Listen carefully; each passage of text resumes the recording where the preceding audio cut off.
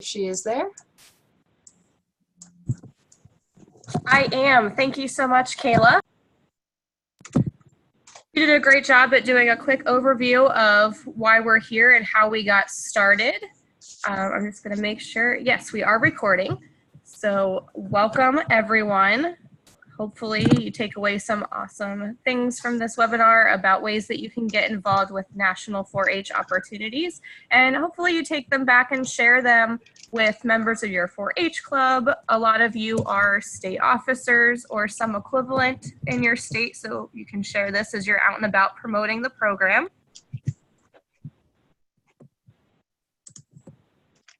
We do have a quick disclaimer here, and that's to let you know that tonight is really an overview of what these national 4-H opportunities are.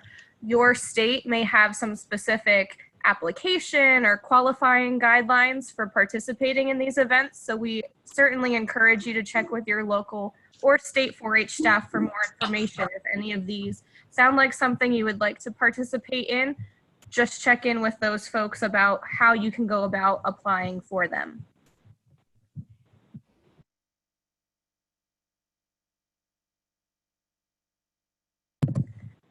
Okay, and it's survey time. So throughout the presentations tonight, we'll have a few questions for you to answer as feedback for us and for some of our guests who are with us tonight to be able to promote these opportunities further. So our first topic is going to be about youth in action. So we are interested in knowing some more about where you're at right now in your understanding of the Youth in Action Awards. So if you would take a moment to fill those out.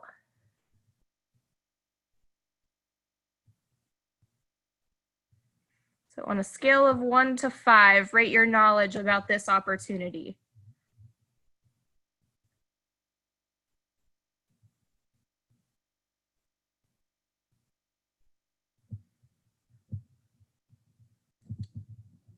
All right, I'm going to give about 10 more seconds for everyone to get their answers in.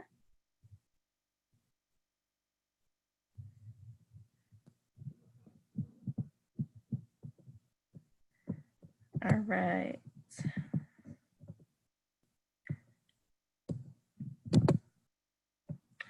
So we have a lot of first timers tonight, which is the reason we're doing a webinar like this. So very excited to have some folks who will be able to tell us all about it here in a moment. Okay, and to tell us more about it, we have Abby Tillman joining us from National 4-H Council, and one of our recent Youth in Action Award winners, Addie Battelle, who is from Michigan. So would you folks feel free to take it away, and Jeanette will go through your slides for you as you request. Great, thanks so much. This is Abby Tillman, and I work for National 4-H Council. I'm the marketing specialist who coordinates the 4-H Youth in Action program.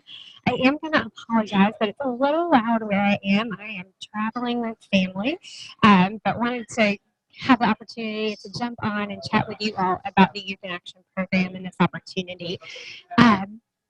I am a former 4-H'er myself. I grew up in the Georgia 4-H program and worked for Georgia 4-H all through college. So I, like you, have been a 4-H'er, have been to local and state competitions, and been a state officer. And I know from firsthand experience how active and involved you are in 4-H and probably in lots of other opportunities in your community. So it's a lot of fun for me personally to get to interact with the Youth in Action program applicants and, of course, the program winners. Also on the line today is Addie Battle, who, as Jeanette mentioned, is a Youth in Action winner from Michigan. She's our agriculture pillar winner, and I'll let her tell a little bit more of her story later. But for a little bit of perspective as we get started, the Youth in Action program recognizes 4-H'ers with a great story to tell and a passion within one of our 4 pillar areas of agriculture, civic engagement, healthy living, or STEM. And the winners who are chosen to represent each of those pillars are have the opportunity to win a $5,000 scholarship. So each of those 4 winners does win a $5,000 scholarship, which is a really amazing piece of this program. And I know that for a lot of you, as you're thinking about paying for college, having a $5,000 scholarship would be a great boost to paying for school.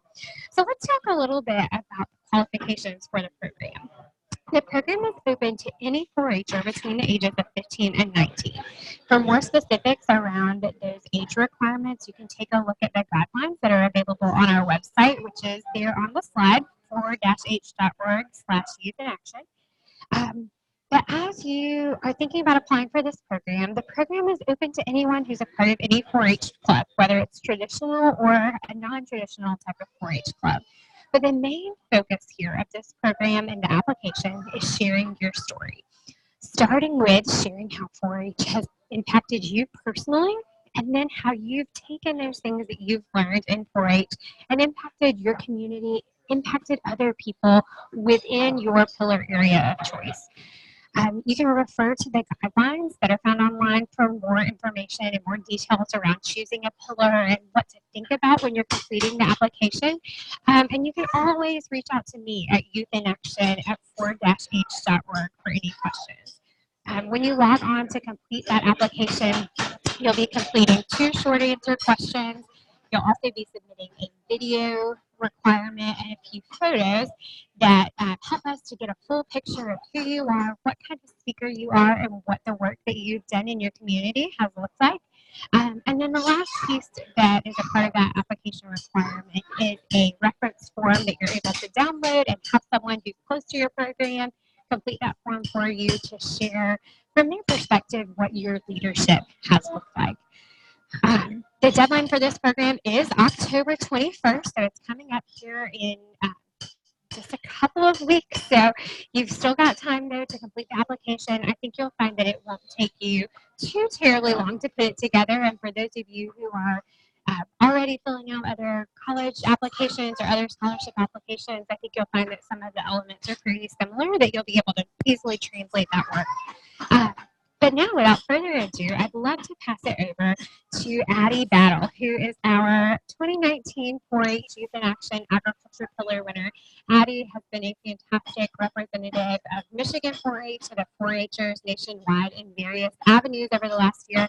I'm going to give her a chance to share a little bit about who she is and her 4-H story and some of the benefits of being a 4-H Youth in Action Pillar winner. Sure thing. Thank you, Abby. So yeah, like Abby said, my name is Addie Battle. I'm a 4-H'er in Michigan, and I am this year's Pillar Award winner for agriculture. My 4-H story is very agriculture based. Lots of generations of my family have been involved in 4-H, so 4-H was sort of a natural path for me. I show every year at the county fair. I show lots of livestock. I also participate in lots of leadership development type opportunities through 4-H, public speaking, youth empowerment type curriculum. And that's what really brought me to this point. The one of the main projects I work on through 4-H that earned me the Youth in Action Award is a project I co-founded called Meeting the Need for Our Village. It's a hunger relief project that has supplied about $60,000 worth of meat, milk, eggs, and cheese to our local community who are food insecure. So that was sort of the capstone thing that really told me that this is something I should apply for, and I did so. And so as a Youth in Action Pillar Award winner, I've been glad to take lots of opportunities to travel through 4-H and share my 4-H story with youth audiences, with adult audiences. One of my favorite events has been it was a partnership between the Aspen Institute and U.S. Farmers and Ranchers Alliance. It was called the Honor the Harvest Forum. But basically, that's just an example of the national events you have the opportunity to participate in as a Youth in Action Awards winner, and really share your 4-H story with youth and adult audiences across the nation. Is there anything else I should add, Abby? So sorry, I was struggling to go off mute. No, I don't think so. Well, there's the only other thing that I would mention is the Legacy Awards and what that experience is like. Sure thing.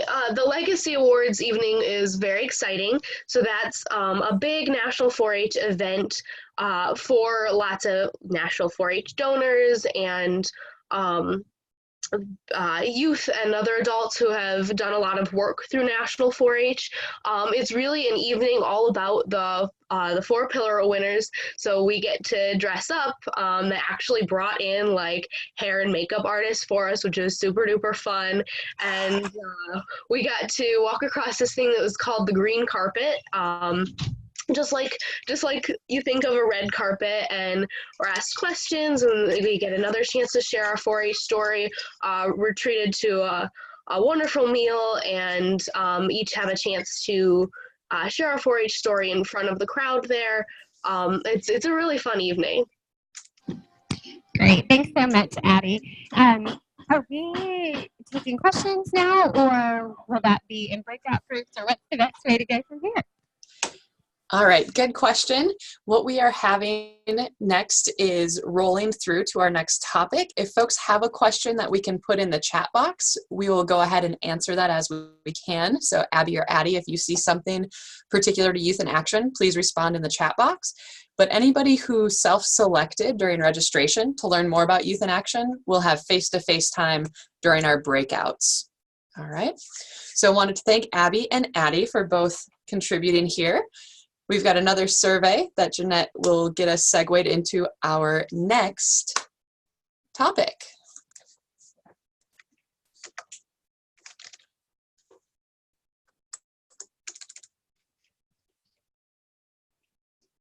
This question is for Youth in Action, kind of closing up. How likely are you to apply for this opportunity yourself or share the information to others? So 1 being low, 5 being high. So you get one choice here. Go ahead and vote in the next few seconds. So again, given your information about Youth in Action, how likely are you to either apply for this opportunity as it becomes available to you, or how likely are you to share it with others? 1 equals low, 5 equals high, and go ahead and submit your response. And Abby and Addie, if one of you would like to respond to the question of what are the requirements specifically again? A few quick bullet points. Would you mind sharing the requirements for Youth in Action award winners to apply?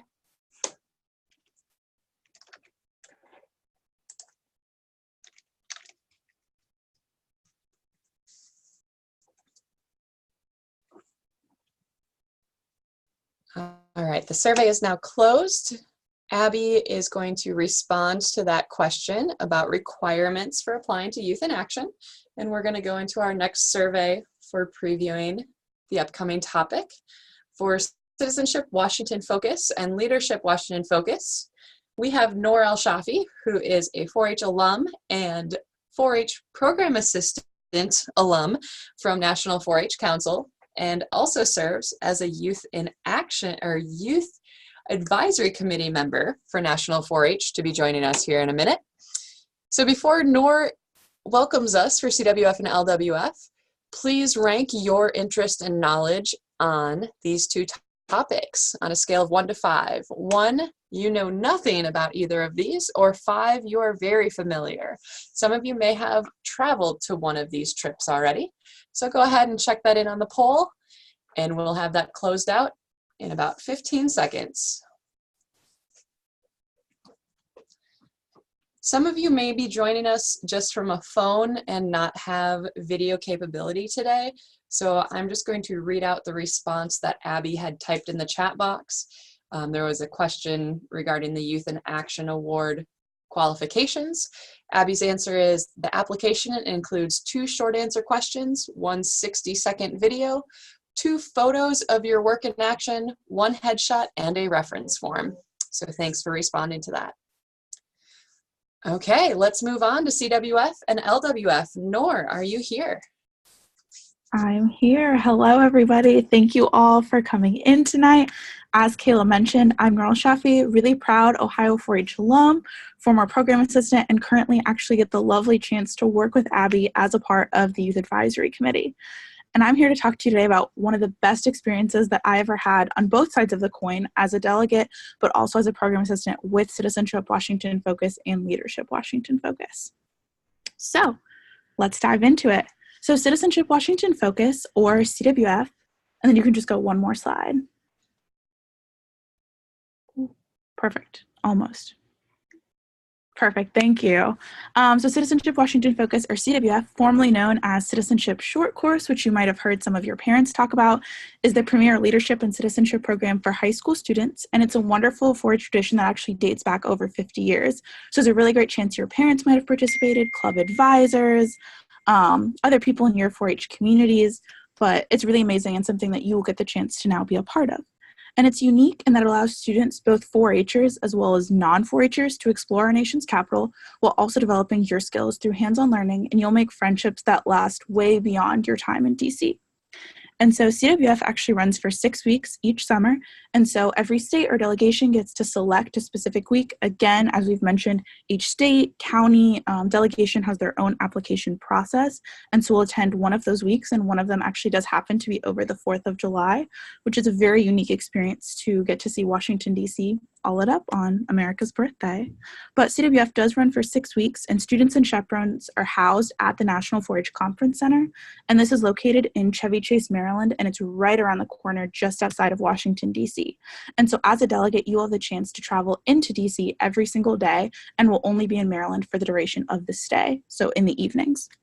And the application for CWF varies depending on your county, state, organization, but it does cost $925 for all youth, $1,015 for all adults, and depending on what state or county or delegation that you are a part of, you may need a transportation packages. And a transportation package costs $185 per person. Some states choose to drive to DC, other states choose to fly. If you're a state or delegation that happens to fly to DC, a transportation package is definitely in your best favor. And I cannot stress enough how much of a once-in-a-lifetime opportunity this is and how much of an incredible experience. But if you are not between the ages of 14 and 19 or not the adult of a group that is age 14 to 19, we also have Leadership Washington Focus, which is a wonderful opportunity for middle school youth.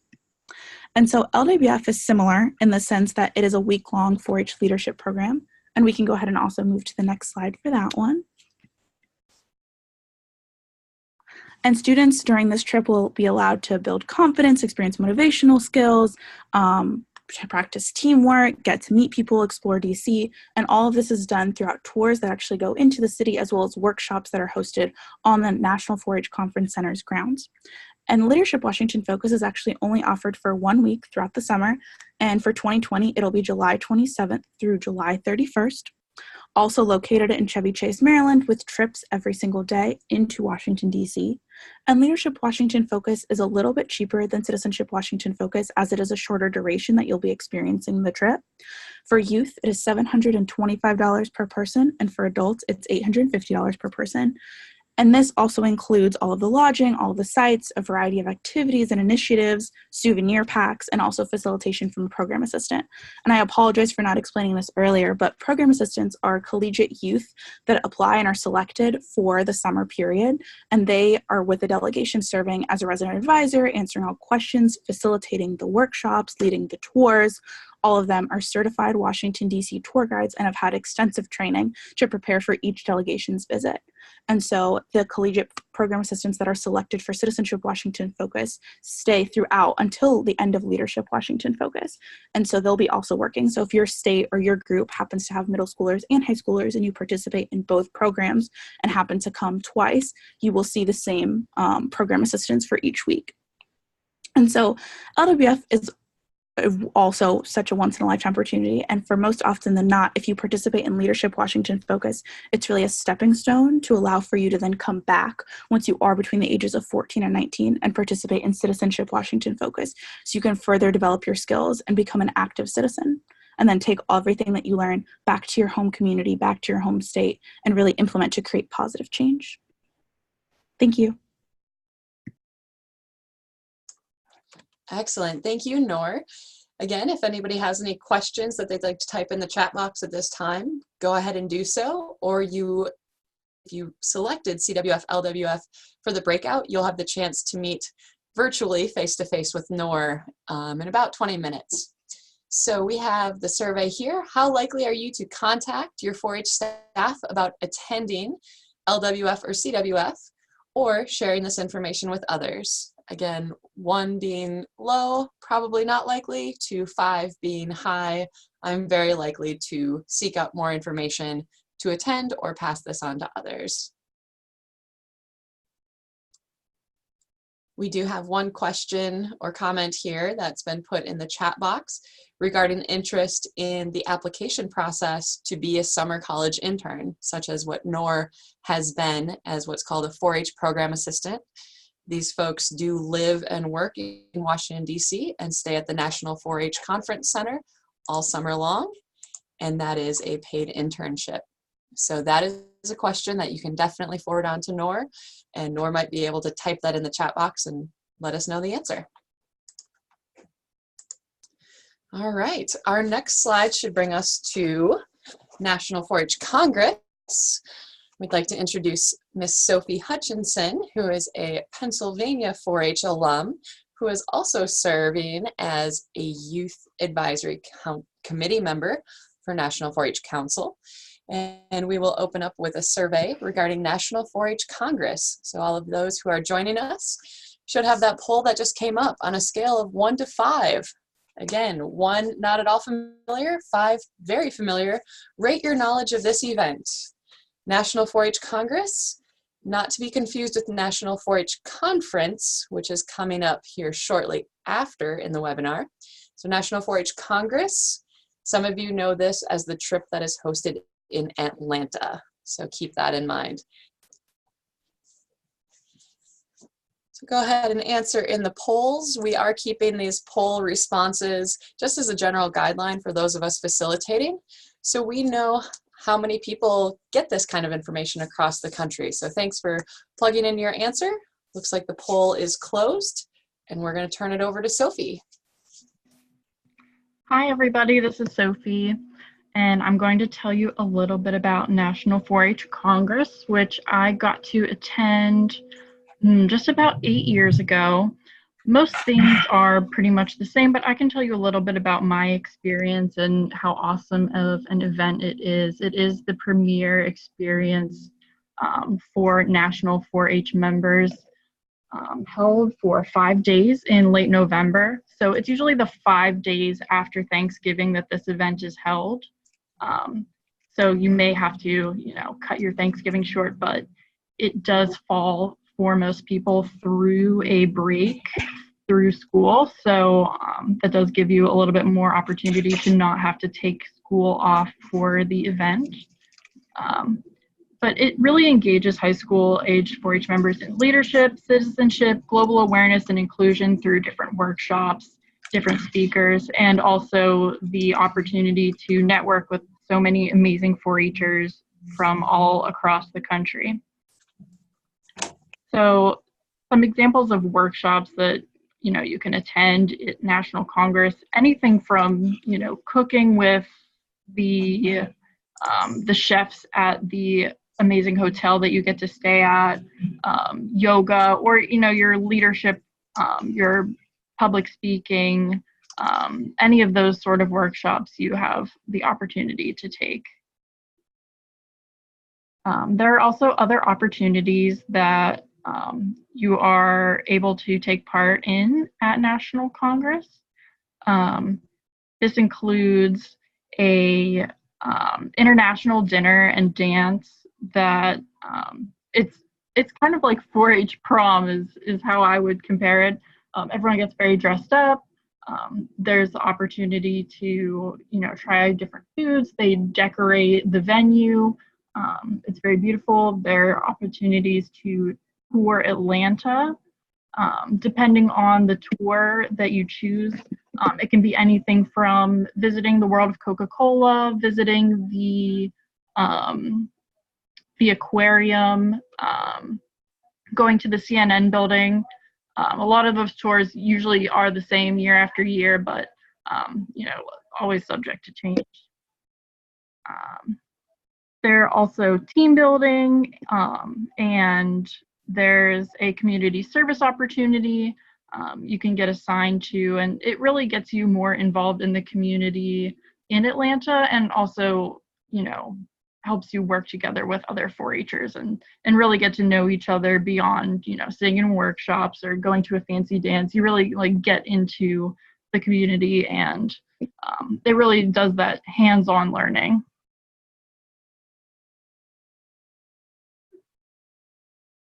I'm ready for my next slide.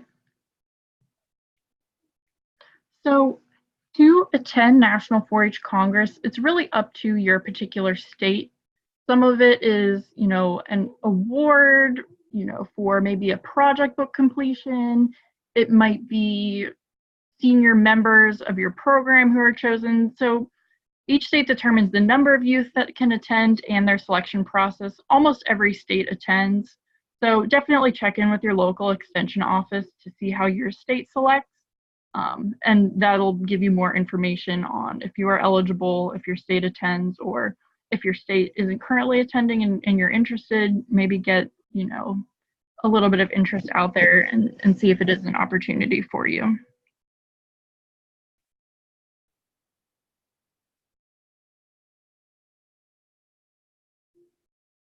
All right, I think that's all I had. So definitely feel free to drop your questions in the group chat and I'll answer them for you. All right. Looks like there is one question. Do all states send delegates to National 4-H Congress? So go ahead and answer that in the chat, Sophie. I'm not sure if we can specifically answer if each state sends folks, but we do have some international representation, I would say, as well, given our counterparts in Puerto Rico typically attend. And as Sophie mentioned, it's a very multicultural opportunity. So our survey for National 4-H Congress: how likely are you to contact your 4-H staff about attending this event yourself or sharing the information with others? Again, 1 being low, not as likely, to 5 being incredibly likely. Some of you may have already attended this event, and if so, I hope that it is a 5 that you're going to continue to share this information with others.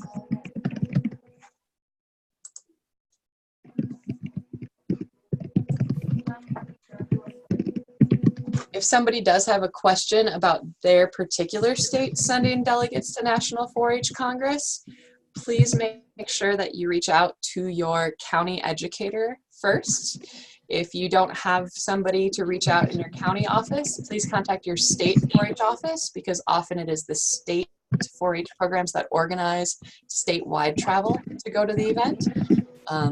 But again, Sophie, we've got some questions in the chat box to respond, so thank you for typing in there. Next, we'll be rolling to our next topic. My name is Kayla Oberstadt. I am a National 4-H Conference Roundtable Facilitator Advisor, and I will explain what that means in a moment. But first, we have a poll to ask regarding National 4-H Conference. Earlier, I did say that National 4-H Congress is held in Atlanta and is sometimes confused for National 4-H Conference, which is held in Washington, D.C. So, give it a little bit of background there. On a scale of 1 to 5, what do we know about National 4-H Conference? 1, not much at all, or 5, very familiar, or somewhere in between.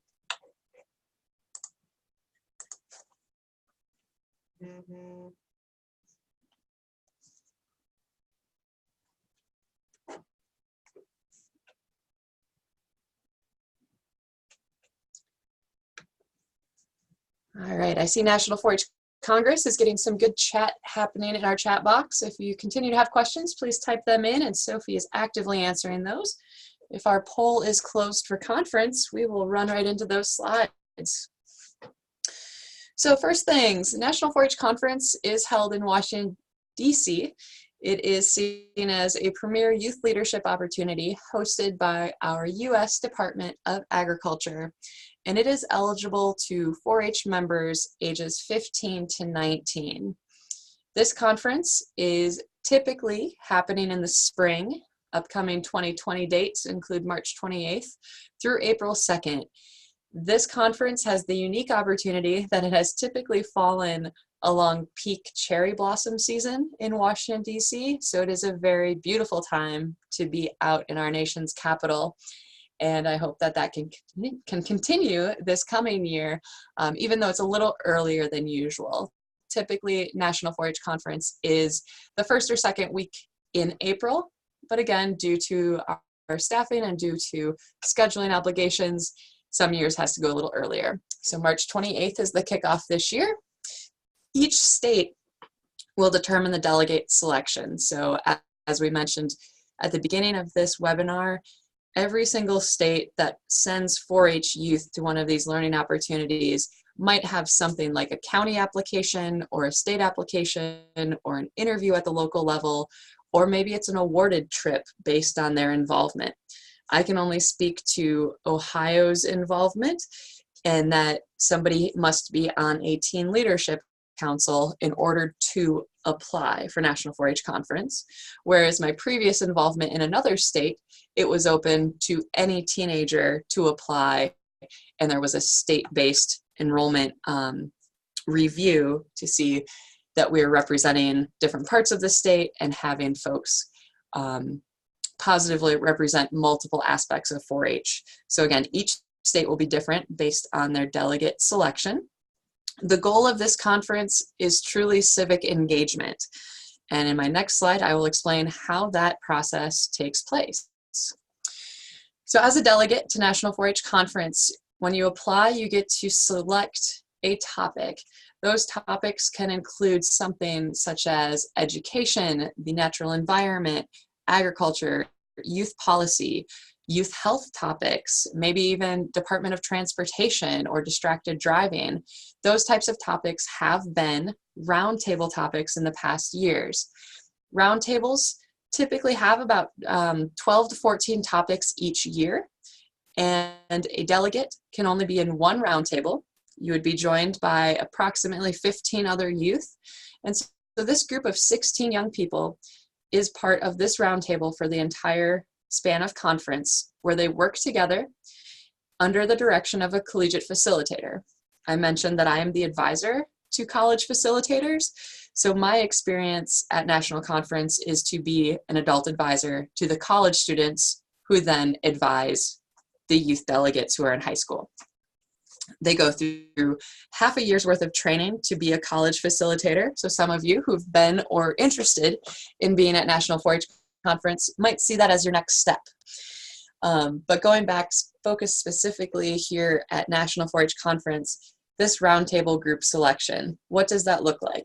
You've been accepted to go to National 4-H Conference. You get an email that says, this is your topic and this is your roundtable facilitator. Now what?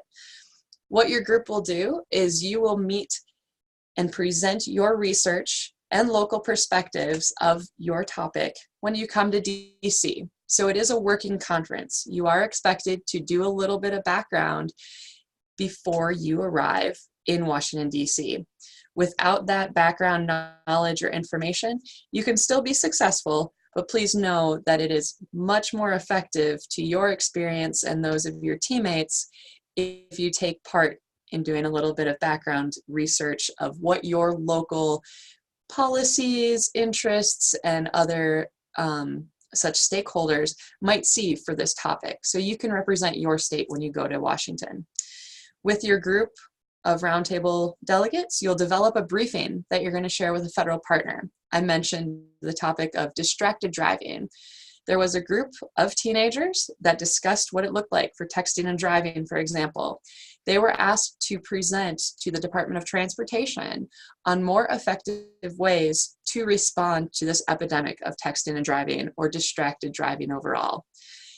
And to do that, this group will create a deliverable, such as a presentation, maybe PowerPoint or Prezi, and everyone is up there in business professional attire, giving a presentation on Capitol Hill to a legislative lobbyist group or federal partner working with NIFA or another federal agency. So again, you'll create a presentation and have handouts to deliver to them. All of that is completed during the time at conference.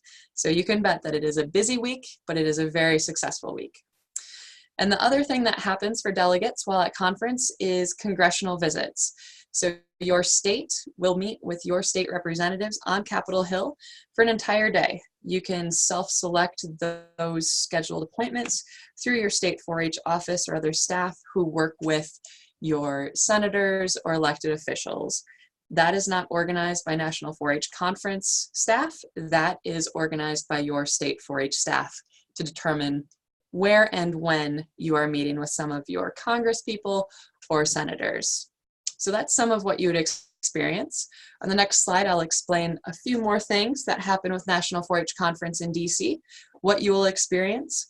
Again, I said it's a very professional development experience, being with the roundtable group, and also learning from a panel of 4-H alumni who've been very distinguished and established professionals who come back to 4-H Conference and talk to you about their experience in 4-H and how they got to where they are now.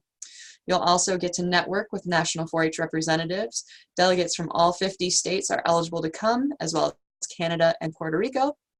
With that, we do a great state pin exchange where you get to hand out your pins representing your state and other trinkets or objects to just serve as a memory keepsake from all the states that you meet. The other opportunity that happens is political engagement. We have guest speakers that come to the National 4-H Conference Center, which have included the Secretary of USDA in recent years, or sometimes it is one of the Secretary's staff members. We might also have other guests, such as congressional representatives, come and talk about the focus and the really positive experience that 4-H has in youth voice in political engagement. And last but not least, cultural experiences are taking place at 4-H Conference and beyond, such as having a dance troupe come in, getting to be in Washington, D.C., getting to be in the subway, traveling throughout the city, and having a states night out. So it is certainly a big picture package of cultural experiences, but definitely civic engagement. I'm happy to answer questions in the chat box about National 4-H Conference. Again, that's hosted in the spring at the National 4-H Conference Center. But at this point, we will do our polling question for National 4-H Conference.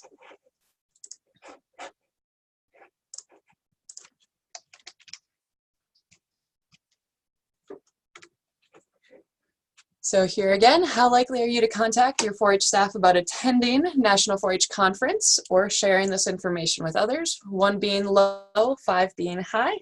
I know some of you will be joining me for the virtual breakout to ask more specific questions, but those of you who are looking for more information who might not be in our particular breakouts, I have been adding the URLs for websites for any of these particular opportunities in the chat box. So please go back and check into those and bookmark them if you have more questions.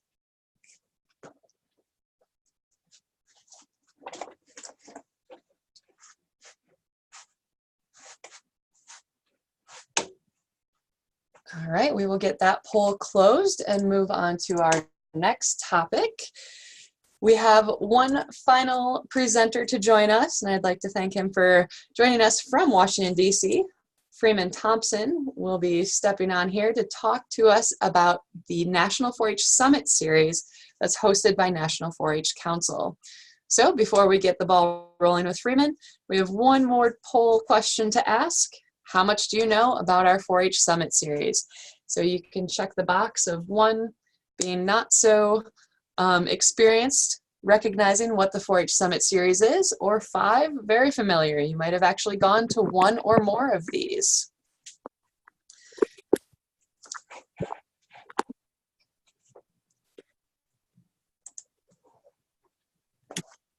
And once we have a fair amount of responses, Jeanette will close that poll, and we are going to turn it over to Freeman to tell us who you are.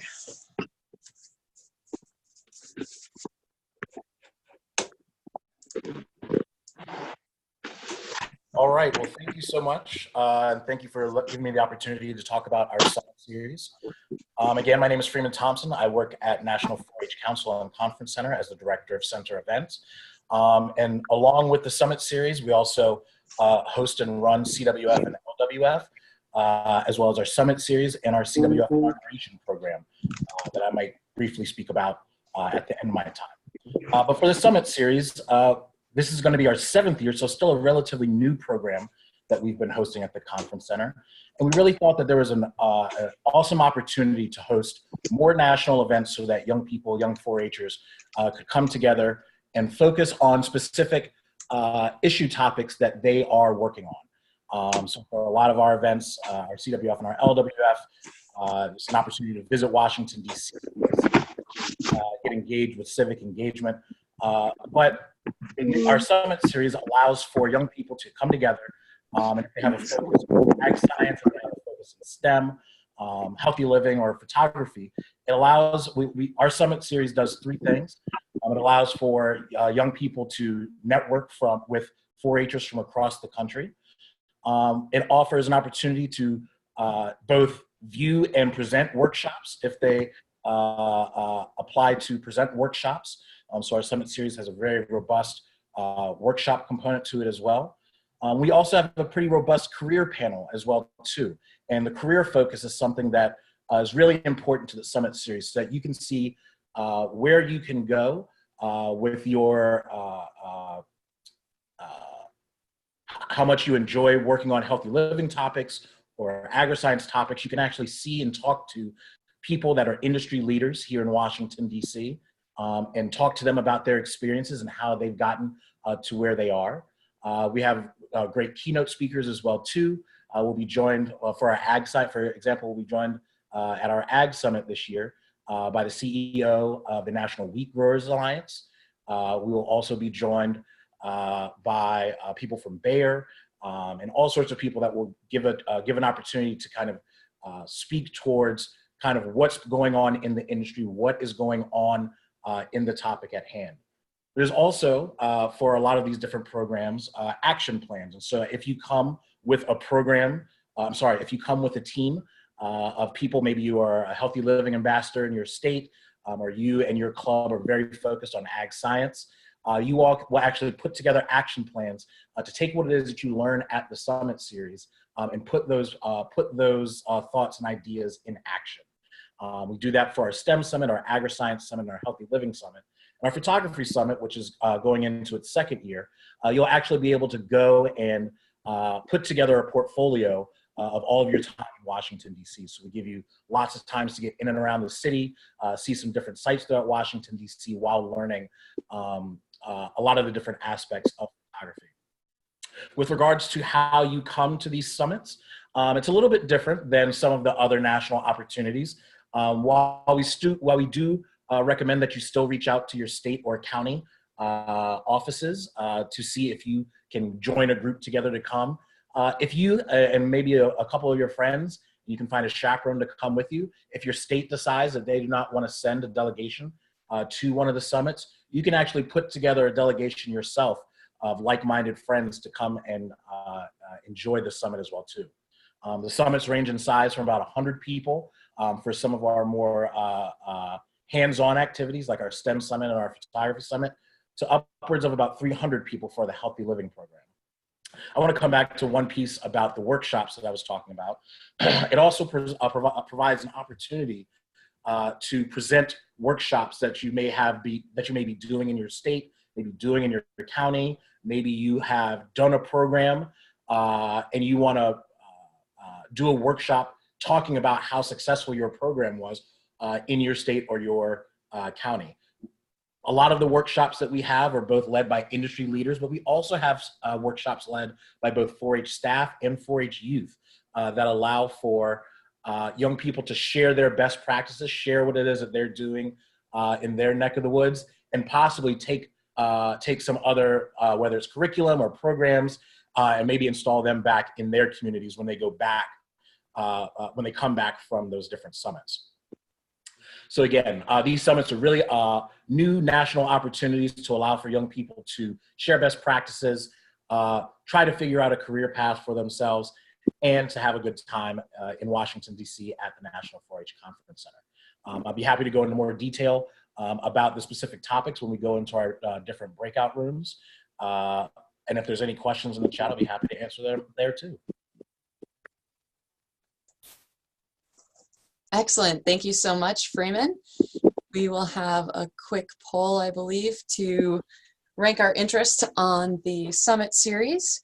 So that has just appeared. So how likely are you to contact your 4-H staff about attending one of these summit options, which again includes STEM, agri-science, healthy living, and photography?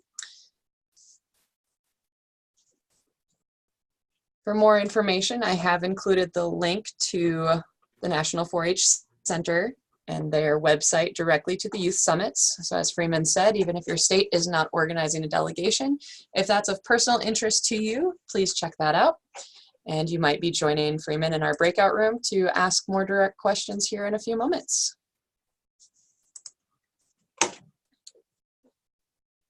And I want to thank, again, all of our presenters for your time and joining us from all across the country for tonight's webinar. We have just over 30 individuals who joined us on this call at this point, but of course, having it recorded and sharing this information creates quite the ripple effect to get more news out there to even more 4-Hers. So thank you all to our participants as well. I'm going to turn it over to Jeanette, who's going to share the information about our breakout rooms and what this will look like, because this is the last time you'll be hearing our voices together here on the webinar. Once we go into the breakout room, when that particular portion is complete, your part of the webinar will be done. So recording will end at this point. None of our individual breakout rooms can be recorded the way this is set up. So thank you all again, and I'm turning it off to Jeanette. All right, thank you, Kayla. And once again, thank you to all of our presenters. Now you'll have a chance to get to talk with each of our presenters in a little bit more personal setting. So we've done this by setting up breakout rooms on each of our topics and have used the registration that you filled out to place you into those rooms. As we were going through the presentations, I was adding folks into their rooms, and there are some people on our list that I didn't see your name, so I did put you into a random breakout room. If that's not a room that you want to be in, there should be an option that appears to leave the breakout room. It'll send you back to where we are right now, and you can let me know where you would like to be, and I will do my best to add you to the room that you would like to participate in. Now, like Kayla said, once we are finished, the webinar is over for the evening. The breakout rooms are set to expire 30 minutes from the time that they start. So that should give you plenty of time to talk with your breakout presenter. And then if you would like to use those 30 minutes to network with fellow 4-Hers from across the country, you are more than welcome to use those rooms as the time allows for that. Presenters don't feel that you need to stay on past the time of yours, but you're certainly welcome to do that also if the rest of your group plans to stay on and chat. So without further ado, we're going to